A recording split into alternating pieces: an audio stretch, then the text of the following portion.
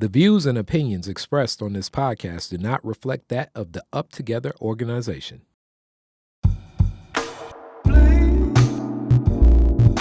I'm Candy Marie. And I'm Mena Diaz, and welcome to the Moving Up Together podcast. Imagine getting a text from your next door neighbor who wants to make sure you lock your doors because they heard break-ins nearby. Or seeing a group of parents take turns walking kids home after school because they know their safety in numbers. Listen, and many people assume that so-called poor neighborhoods are dangerous.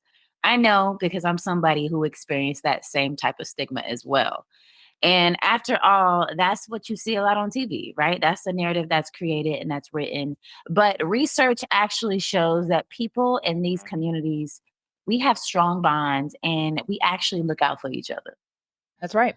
And this season on the podcast, we're meeting UpTogether members like today's guest, Marrio Fitzgerald. And for those of you who aren't familiar, UpTogether, the creator of this podcast, is a national nonprofit working to change the status quo approach to poverty by giving people cash, no strings attached. Marrio was one of 600 people who received money from UpTogether through the Oakland Resilient Families Guaranteed Income Fund. We'll get into how he used his cash investment for himself and his family.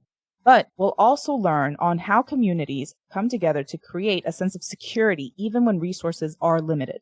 Marrio, with that being said, we want to welcome you to the UpTogether podcast today. How you feeling? How you doing? Oh, I'm doing fine. Thank you for having me. Yes, absolutely. And one of the things that we like to do to kind of, get things going is we have an icebreaker. All right. So let's just have fun. Let's get into it. So I want you to think about a time in your life when someone from your community helped you or was there for you. Who is that person? Who do you want to thank? I'd like to thank my wife. She was there when the chips were the lowest. She believed in me when didn't nobody else believe, and she continues to. So, yeah, I'd like to thank her. Okay, sounds like that's a modern day love story. It's always real when you have somebody that can hold you down and be there when things aren't always the best. Mm-hmm. I feel like I want to hear more. Yes. Well, me and her have we have a rare story. I had gotten in trouble as a youth, and I ended up in federal prison. And I met her when I had 5 years to do in federal prison. So that was 2001. This is 2024. We've been married for 16 years. Wow. She actually is my better half. When they say opposites attract, how did this nice woman end up with this evil man? But God always works in mysterious ways. Yes, sir, he does. She just never seems to amaze me, and she's never failed me. And like, that's who I appreciate. Yeah. So let's get into that. You mentioned prison and then going through that kind of stint in your life. So one of the things UpTogether tries to do is call out false and harmful narratives and uses actual people's real people's stories to, say the truth, like what it is, because, today's episode is about those correlations of us growing up in poor neighborhoods and it being such a high crime rate because we're poor. And that's not a fact, right? That's not true. As a youth, employment and just being able to take care of your family and things, when I was younger, it wasn't really, how should I say, you wasn't able to do it. Just like now, for real. There's no way that you can, when one person in the house, or with you just being a young person trying to make it in society, you're not going to make it working at McDonald's. You're not going to make it working at Burger King. It's just impossible, especially the way the rents have shot up, especially in California.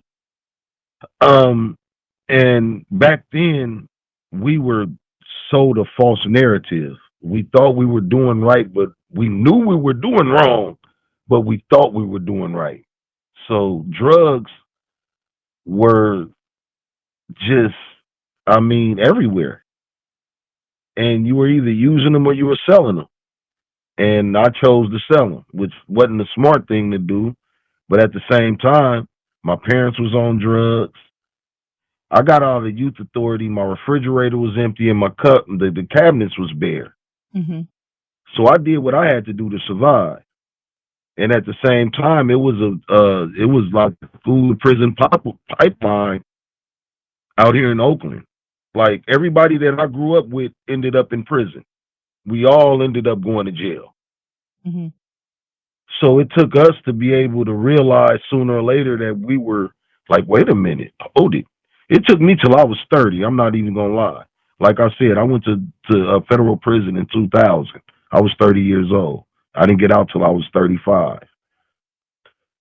Due to the fact that I did have strong community ties when I got out, my mother was still living, my sister was still living, and I just met my wife, and I had something that really kept me grounded.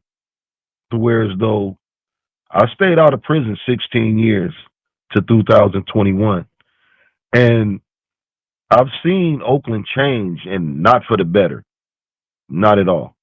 And real quick, you're a native Oaklander. I was born and raised 54 years. Mm-hmm. I was born in Providence Hospital. The people from Oakland know where I'm talking about. It's not even there no more. It's Peel Hill over there in 34th and West Oakland.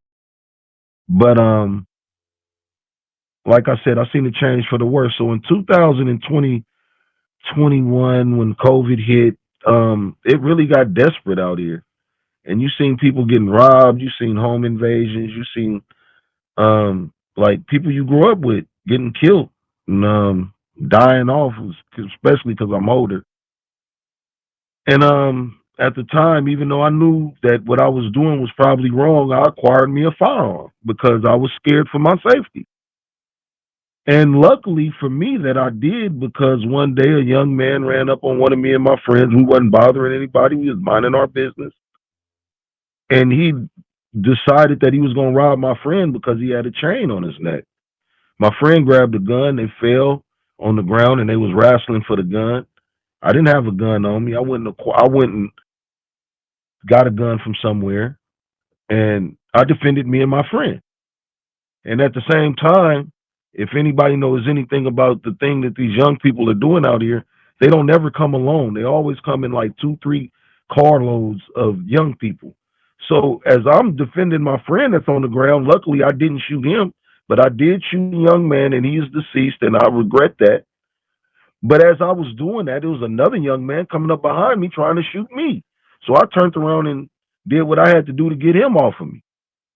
And yes, I left because was brought up in this ghetto, and I knew I had did something that might take the rest of my life from me. But I didn't do it in any uh, negative way. I did it because I was scared and I wanted to survive and I wanted to go home to my children. So I did what I did and I left. And no, I didn't report a crime. I didn't do none of that. I am an ex-felon. About 9 days later, they came to my house. They arrested me, and I went to jail. But the next day, they let me go. So now I'm trying to figure out what is going on. Maybe they seen the video because it was caught on video. And like I said, we wasn't bothering anybody. We was minding our own business. It's not a crime to be old in the ghetto, but it is to these young people. As you can see, I have gray in my face. I'm an older gentleman. I don't bother anybody. I mainly stay to myself because of situations like that.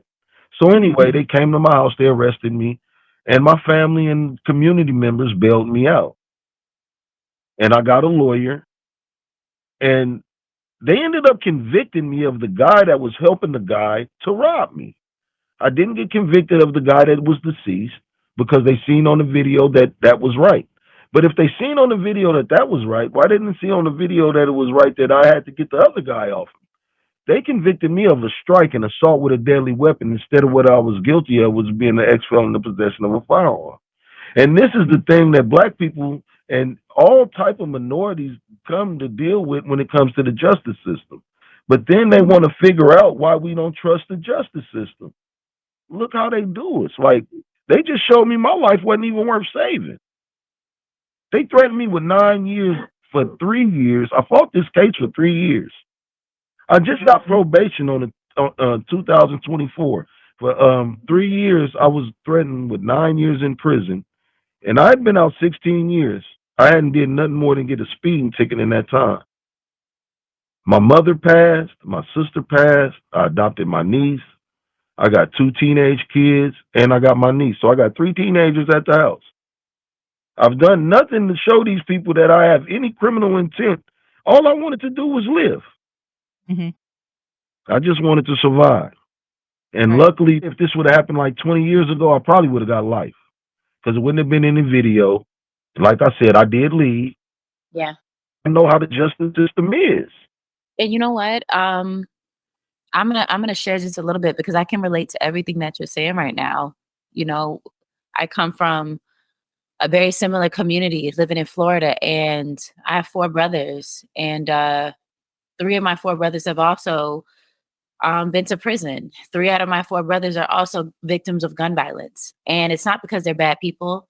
It's just because we're all out here just trying to survive, you know? And sometimes you have to make choices that contribute, to your survival. And I get that. I saw it every single day, growing up in our neighborhoods. And, we talk about access so much on this podcast. A lot of times we just did not have access. We didn't know about the resources that we have. And that's why Right. people are fighting for survival, and in that moment, you had to make a choice. You had to make a choice, his life or yours, his friend's life or his, and you had to do what you had to do. And that kind of takes us to our next question. We've had so many great conversations, powerful conversations with other, UpTogether members, and about making tough choices for survival and the toll that it takes on you. What are some similar choices that you feel like you've seen others in your community have to make? Whether it's people in your immediate family or your next door neighbor. What are some of those other choices that you've seen? Man, it's hard out here right now. My friend's selling his car so he can pay his PG&E bill, Yeah. and so he could have a Christmas. I mean, like everybody want more money, but nobody's offering a higher wage. I take my hat off to the people that can make it because there's so many that just give up. The homeless condition out here is so like it's ridiculous. Yeah. The way Oakland looks right now is like a third world country. You'd think we was at war with somebody. You can ride down the street, you'll find a whole half a car. And I'm talking about a half a car because they didn't took the wheels off, they didn't took the engine, they didn't took the hood, they didn't took the trunk, they didn't took the doors. The car just sitting in the middle of the street while you trying to get your kids to school. Yeah. I mean, this is what we living in. I had my car stole from in front of my house. The police never came. I had to go to the police station. And it's on the cameras to where as though the guy is looking at my door because they stole the car at 7:30 in the morning. If one of my kids would have came out the door, he would have shot them. But they want me to trust the police to protect my kids. Hmm. But when I call the police for protection, they don't never come. What can you say about how important your direct community members, so your neighbors, your family members? I know you volunteer with a local health organization. Root. Yeah. So what can you say about at least that part of the community? Because we have to look out for each other. Like she said, the thing is, a lot of people don't know about the resources that's in the community.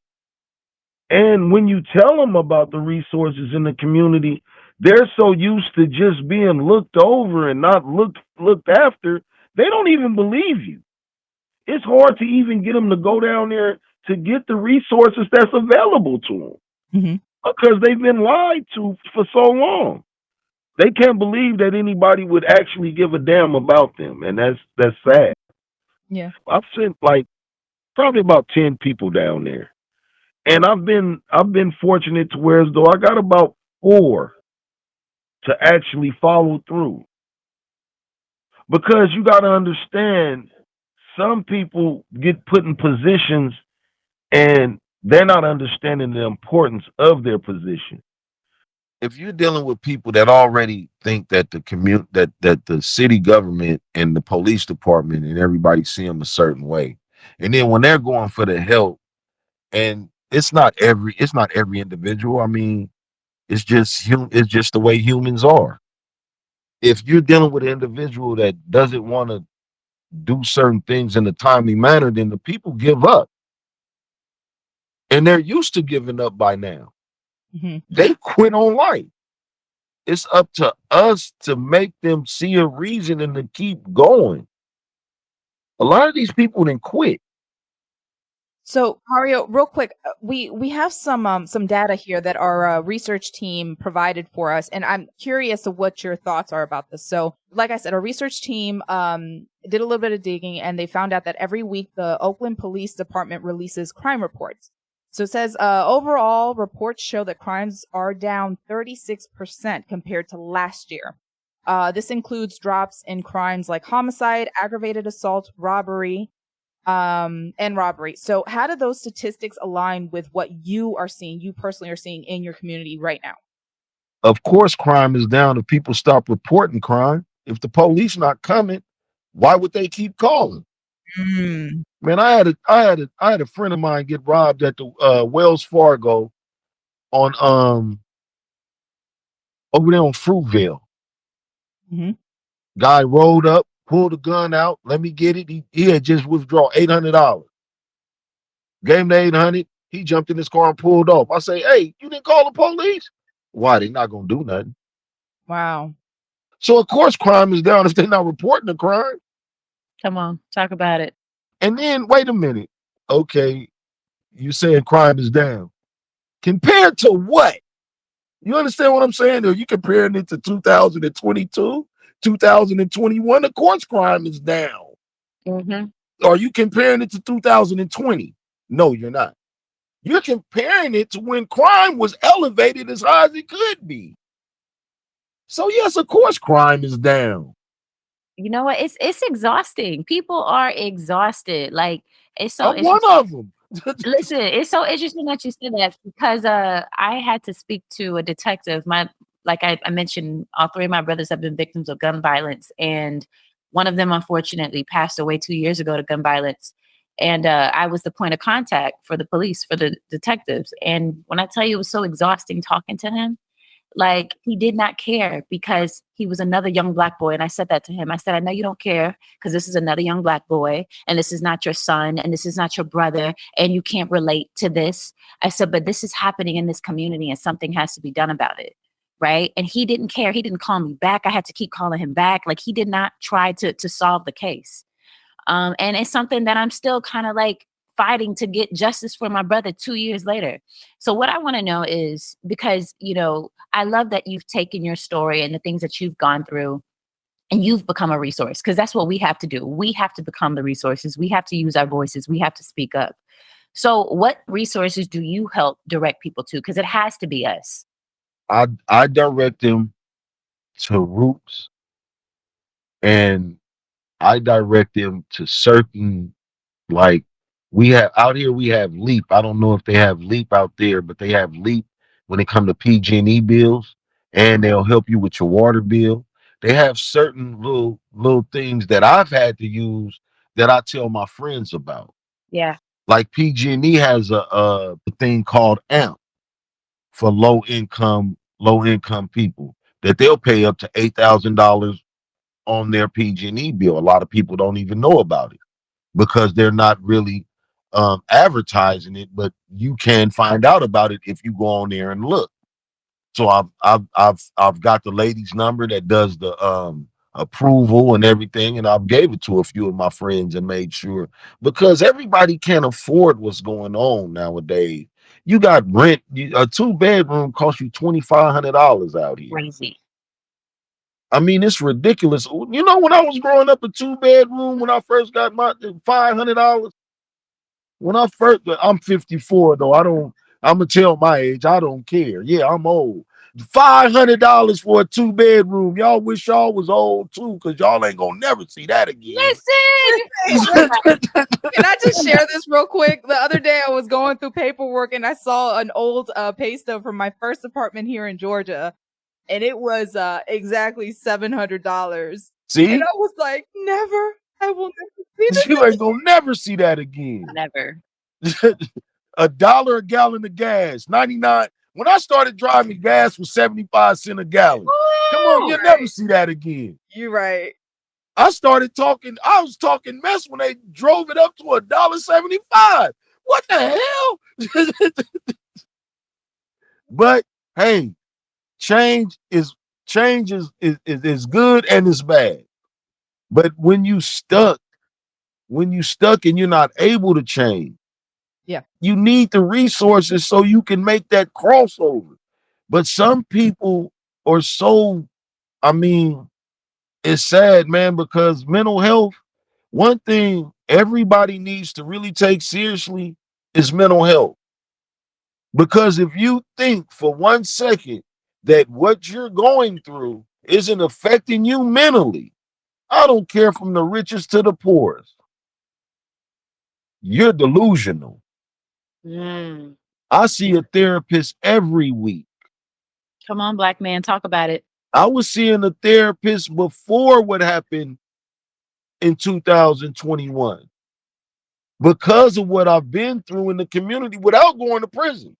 Mm-hmm. See, a lot of people think, oh, you're screwed up because of that. No. What you think is normal really isn't normal. We're desensitized. Yeah.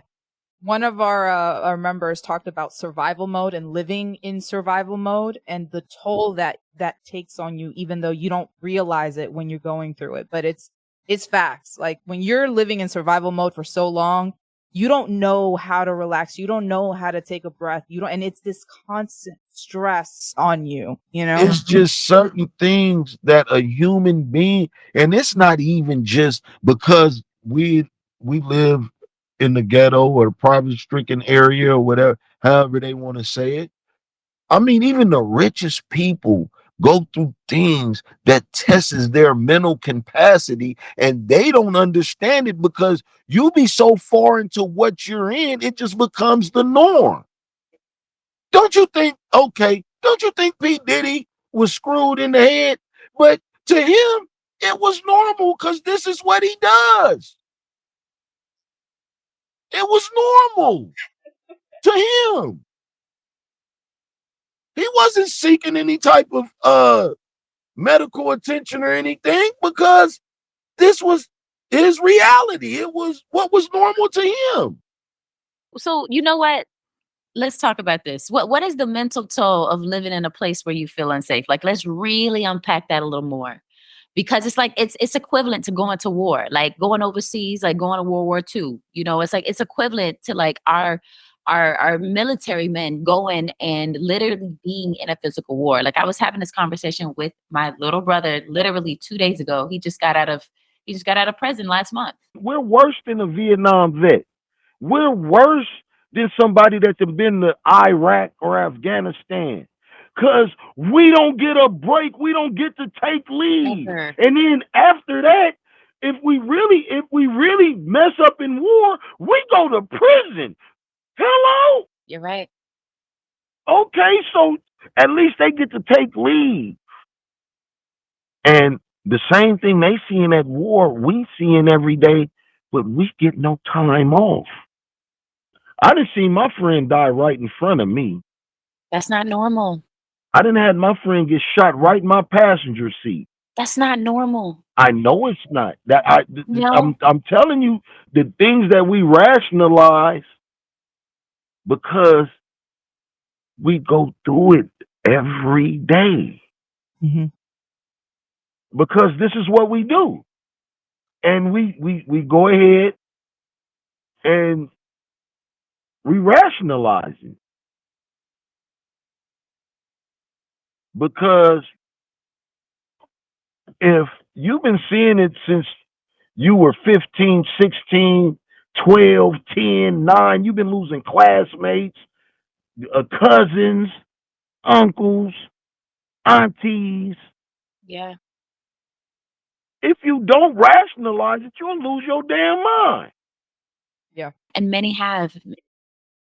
We want to bring it back to community for a second because honestly, this is a community issue. This is a community problem. that we have to work together to change. How do you and your neighbors look out for each other, and how does having a strong sense of community help you? Because of what I've been through, Mhm. I'm really a state of myself kind of person. I reach out to the people I reach out to, but my neighbors know one thing. If they mess with your house, I'm messing with them. Because my thing is, if you break in their house, you'll be in my house next. Mm-hmm. And my neighbors is the same way. If they see something, they're going to say something. Yeah. Yeah, see something, say something. I had a dude walking down the side of my neighbor's house. Well, what are you doing? Oh, he hired me to do some work. He ain't hired you to do. Boy, if you don't get your ass from over there. That's accountability, which is something that we as a community need to do more of, is hold each other accountable, which we try to hold each other accountable sometimes. And then we have this whole idea of no snitching. And that's such a trivial topic. Um, Well, see, that's a hard one for me. I'm not going to lie to you. That's a hard one for me because the simple fact is I don't trust the police, period. I don't. Because of what I've been through. And I've been through a lot. And, you know, when it comes to human beings, when you give them authority, depending on the individual, they can abuse that authority. That's why I always tell my kids, when you got an authority figure, you always let them know that they're in charge. Because if they feel for 1 minute that you're not accepting their authority, they tend to abuse it. You know, this is it's kind of like a real touchy subject with me because I'm going to obey authority to a certain extent until they get to abusing their authority. Mm-hmm. Because I've obviously have dealt with the abuse of authority before. I mean, it's better now than it was when I was growing up, but it's still prevalent. And unfortunately, we always seem to end up on the wrong end of the abuse. The people in the lower income communities. There's certain things that they think they can do to us and get away with that they won't try with anybody else. well, you know, one thing that I say, and then I'm gonna pass it over to Minna, is I believe that the healing has to first start with yourself, and then you pass it on to your family, and then it's built in your community, right? So all that I we could agree do is with you. focus one on our own personal self, because like another thing that I've been focusing on in this season of my life was I've been praying about having a healthy family. You know, but I come from a lot of dysfunction. I grew up in foster care brokenness, and I was praying and I was talking to God, and I said, God, how do I change this? And this message is so powerful, and I'll never forget it. I was praying and I wrote down, I want a healthy family too. And then I saw the words pop out to me: heal thy self. And it was such a surreal moment, but heal thyself popped out. So if you want a healthy family, then you have to first heal thyself, and then you heal your family. So that's where the accountability has to first start internally. You got to do the work. That's why I had to seek out therapy. That's Mhm. why I had to figure out cause see, what a lot of people don't understand is we don't know why we are how we are. You have to find out your inner workings first.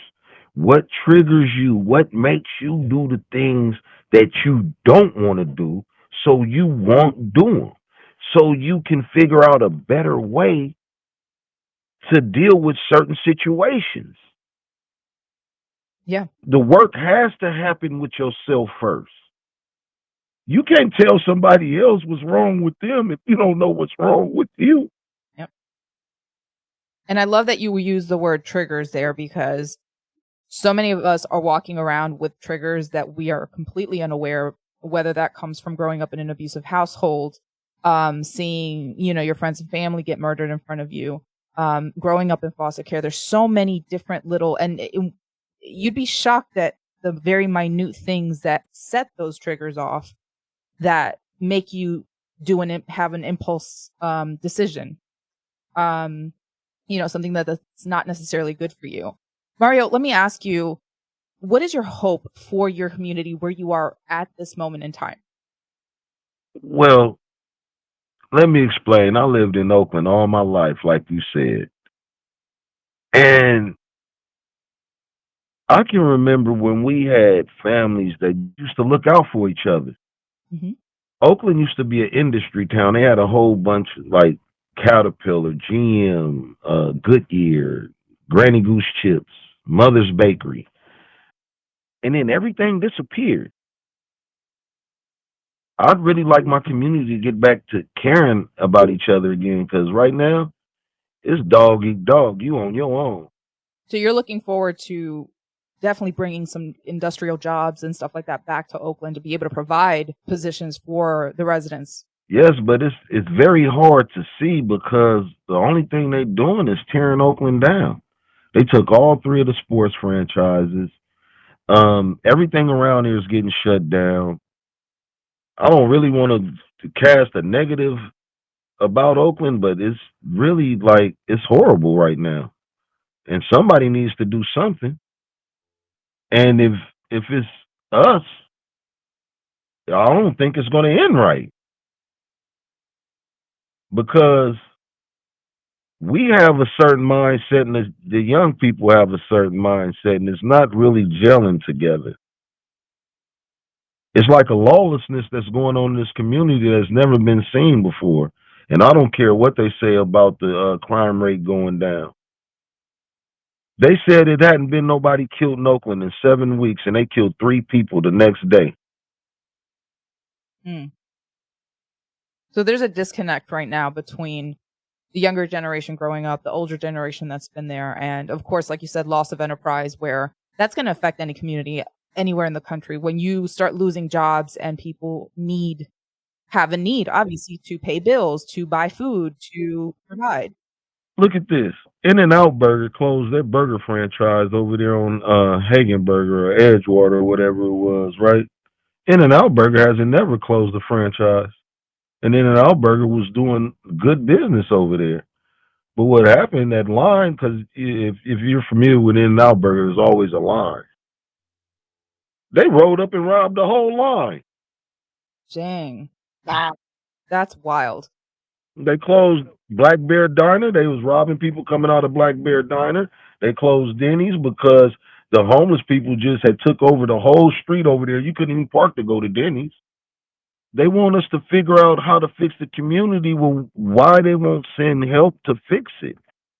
Yeah, it sounds like what I'm really gathering is that there is a desperation for jobs and for just bare basic necessities, which is just jobs that allow you to pay your bills, right? And like I said, bills, groceries, electric, a roof over your head.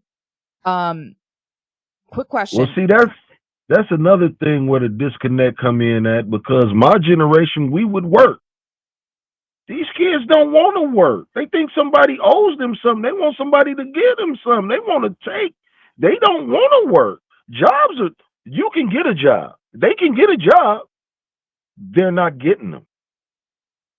Hmm. Unemployment isn't high. They literally are hiring damn near everywhere. You can get a job. It might not be paying exactly what you want, but you can get something to pay some bills. Okay. They're not lining up to get jobs. Marrio, you were one of the 600 Oaklanders who received a monthly cash investment through the Oakland Resilient Families Guaranteed Income Fund. Yeah. How did that $500 investment make a difference in your day-to-day life for you and your family? You don't understand how important that was at that time. See, because at the time when I was granted that, I had just bailed out of jail.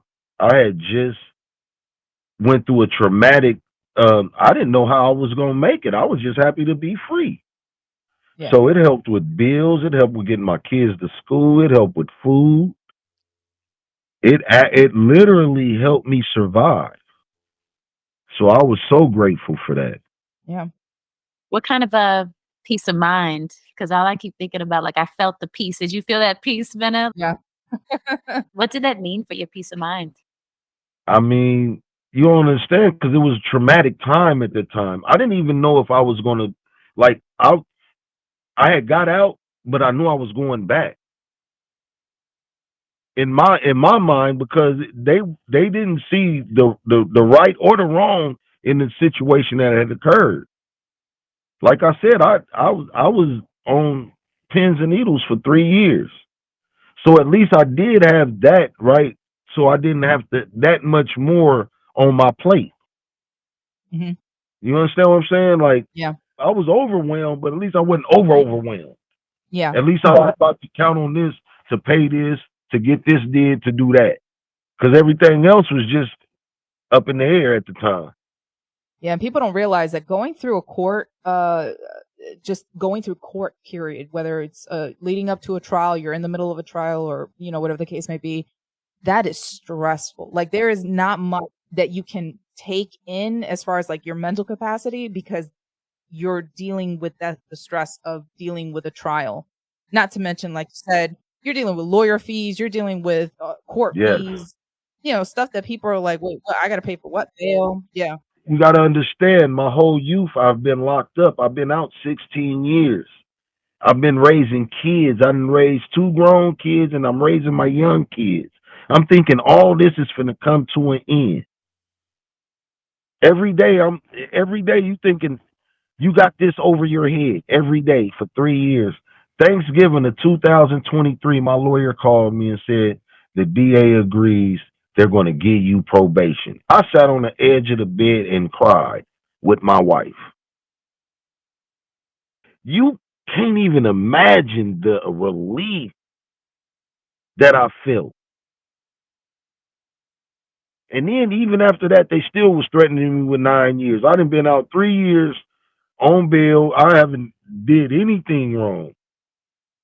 If you don't come to court on time, we're gonna give you 9 years. If you get stopped by the police between here and now and get in trouble, we're gonna give you 9 years. 9 years this, nine. Damn that somebody tried to kill me. Damn that I saved a citizen in our community from getting killed and robbed and all the other. Damn all that. It was the car wash was full of people when this dude. We was at a car wash. I was trying to get my car washed when this happened. Damn all, because it was about 10, 11 people that was there when the guy pulled his gun out to rob this man.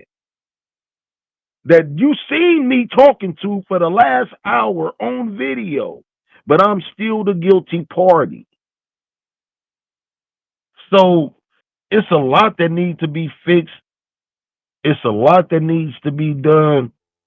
And it's a lot that people need to understand why this community is the way it is when it comes to authority.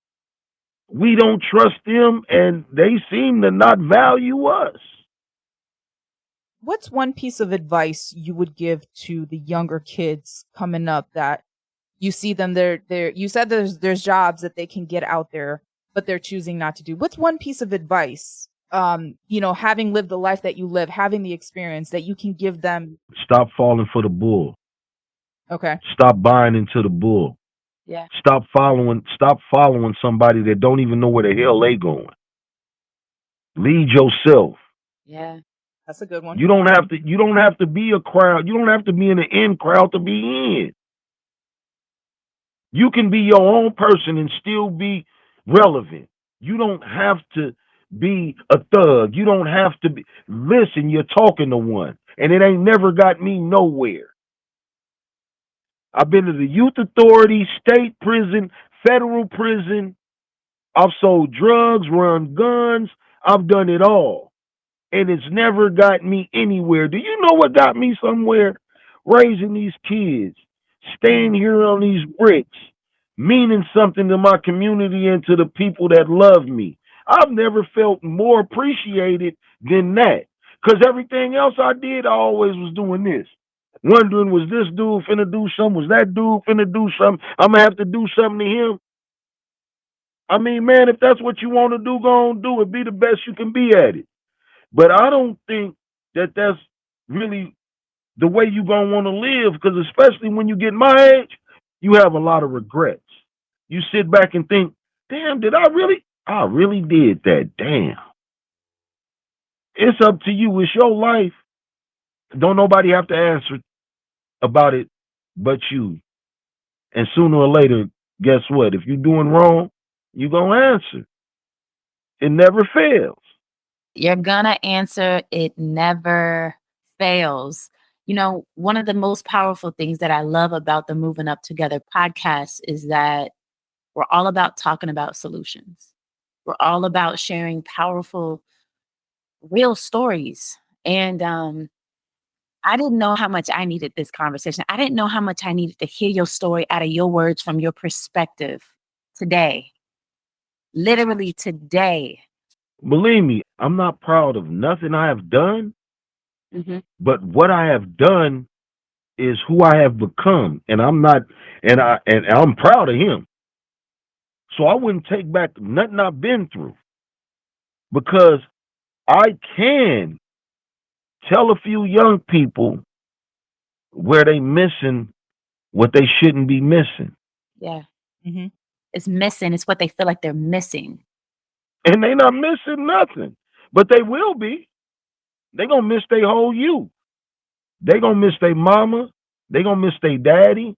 They gonna miss their sister. My mother passed in 2013. I got out in 2005. Do you know what that would have done to me if she would have passed 8 years early? I was still sitting in prison some damn where.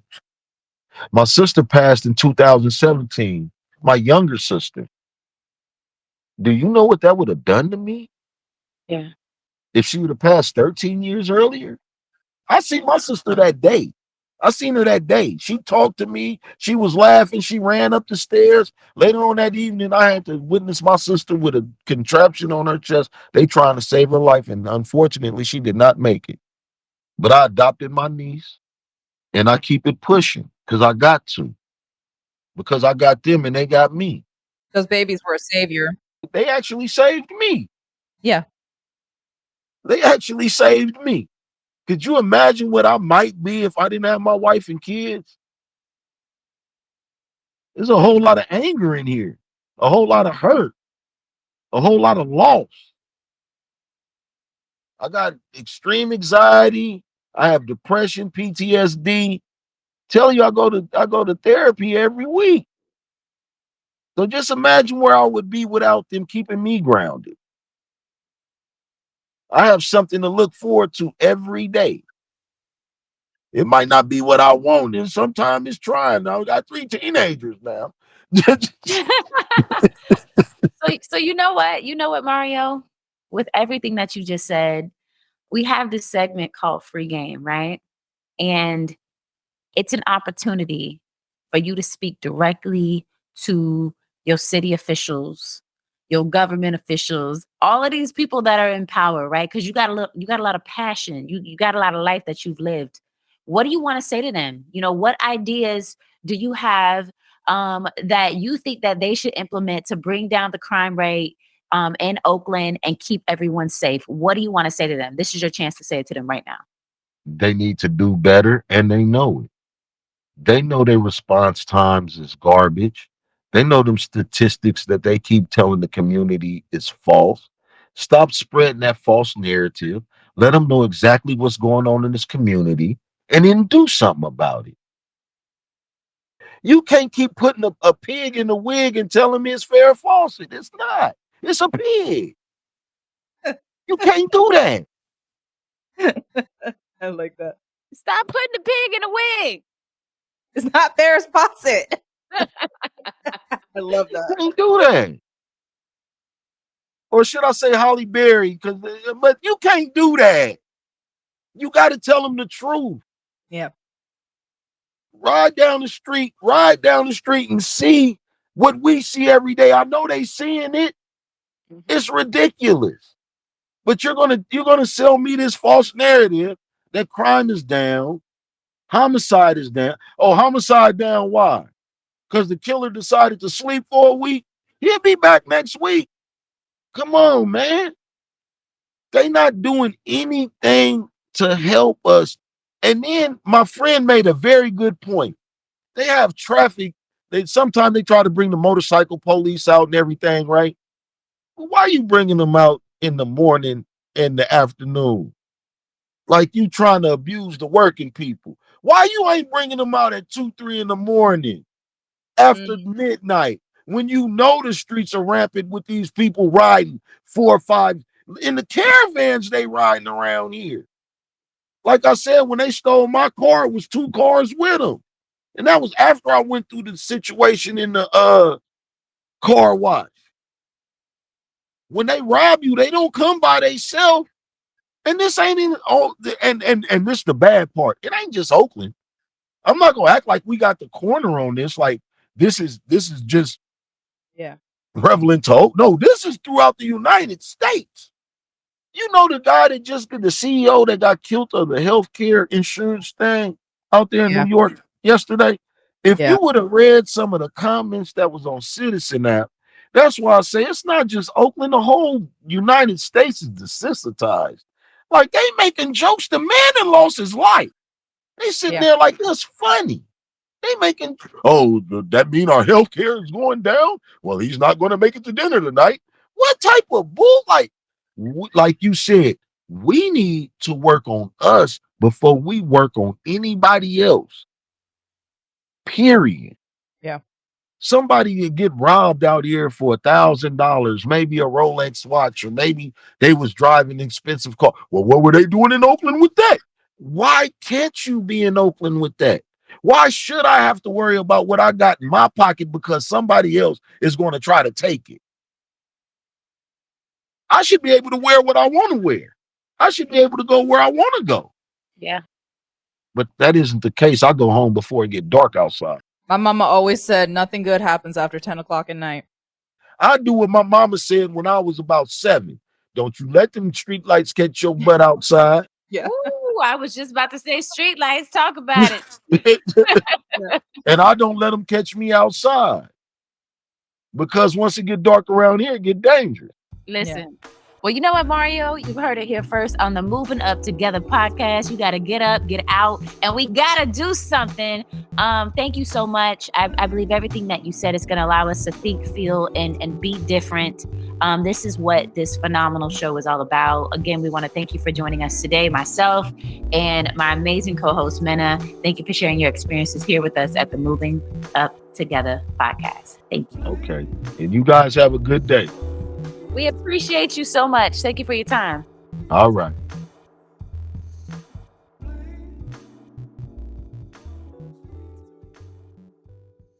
Moving Up Together was created by the national nonprofit UpTogether and produced by Creative Differences. If you enjoyed this episode, please subscribe and leave us a review on Apple Podcasts, Spotify, or wherever you listen to your podcasts.